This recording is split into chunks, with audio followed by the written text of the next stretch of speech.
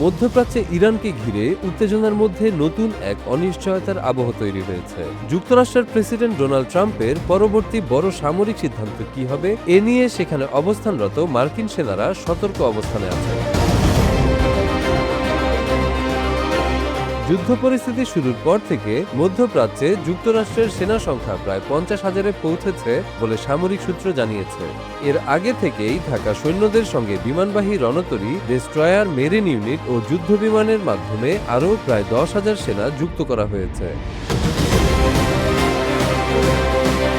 এই সেনারা যুদ্ধের জন্য প্রয়োজনীয় প্যারাসুট ও সার্ভাইভাল কিট সহ প্রস্তুত অবস্থায় রয়েছে। তারা ইতোমধ্যে ইরানের ক্ষেপণাস্ত্র অবকাঠামো লক্ষ্য করে যুক্তরাষ্ট্র ঘোষিত অভিযানগুলোতে অংশ নিয়েছে বলেও জানা গেছে। ইরানের সঙ্গে বর্তমানে যুদ্ধবিরতি থাকলেও পরিস্থিতি স্থিতিশীল নয়। হোয়াইট হাউস থেকে এক সময় এক ধরনের বক্তব্য আসায় মাঠ পর্যায়ে থাকা সেনাদের মধ্যে অনিশ্চয়তা আরও বেড়েছে। মার্কিন পররাষ্ট্রমন্ত্রী মার্কো রুবিও জানিয়েছেন, অপারেশন এপিক ফিউরির আক্রমণ পর্ব শেষ হয়েছে। অন্যদিকে প্রতিরক্ষা মন্ত্রী পিট হেগসেথ বলেছেন, প্রজেক্ট ফ্রিডম মূলত হরমুজ প্রণালীতে বাণিজ্যিক জাহাজ চলাচল নিরাপদ করার উদ্যোগ ছিল।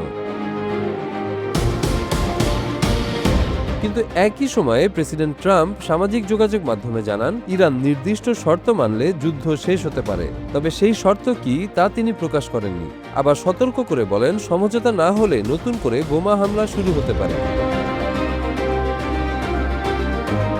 এদিকে প্রজেক্ট ফ্রিডম সাময়িকভাবে স্থগিত থাকলেও ইরানের তেলবাহী জাহাজগুলোকে লক্ষ্য করে নৌ অবরোধ কার্যক্রম চলছে বলে জানা গেছে। সম্প্রতি একটি ট্যাঙ্কার অবরোধ ভাঙার চেষ্টা করলে তা অচল করে দেওয়া হয়। যুদ্ধ শুরুর আগে মধ্যপ্রাচ্যে প্রায় 40,000 মার্কিন সেনা ছিল। বর্তমানে তা 50,000 ছাড়িয়েছে। সৌদি আরব, ইরাক, সিরিয়া, জর্ডান, কাতার, কুয়েত ও অন্যান্য ঘাঁটিতে এসব সেনা মোতায়েন রয়েছে। তবে বিভিন্ন হামলার পর অনেক ঘাঁটিতে সেনা অবস্থান পরিবর্তন করা হয়েছে। এলিট 82 এয়ারবোর্ন ডিভিশনের প্রায় 2000 প্যারাট্রুপার এখন এই অঞ্চলে অবস্থান করছেন। তাদের সম্ভাব্য লক্ষ্য বা অবস্থান নিয়ে কোনো স্পষ্ট তথ্য প্রকাশ করা হয়নি। মার্কিন সামরিক মহলে ধারণা করা হচ্ছে, এসব সেনাকে ইরানের গুরুত্বপূর্ণ তেল রপ্তানি কেন্দ্র, খার্কদ্বীপ বা কৌশলগত বিমান ঘাঁটি দখলের মতো অভিযানে ব্যবহার করা হতে পারে। তবে এমন অভিযানে বড় ধরনের ঝুঁকি রয়েছে বলে বিশেষজ্ঞরা সতর্ক করেছেন। ইরানের আয়তন ও জনসংখ্যার কারণে সীমিত সেনা দিয়ে দীর্ঘ সময় নিয়ন্ত্রণ বজায় রাখা কঠিন হবে বলেও বিশ্লেষকদের মত। তাই এই সেনা মোতায়েনকে অনেকেই সাময়িক চাপ প্রয়োগের কৌশল হিসেবে দেখছেন।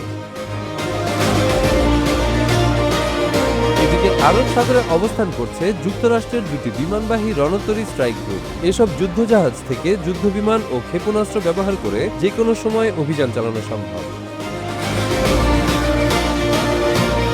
মধ্যপ্রাচ্যে এখন পরিস্থিতি এক ধরনের অপেক্ষার মধ্যে রয়েছে। ট্রাম্প প্রশাসন পরবর্তীতে কি সিদ্ধান্ত নেয় সেটাই নির্ধারণ করবে এই উত্তেজনা কোন দিকে গড়াবে।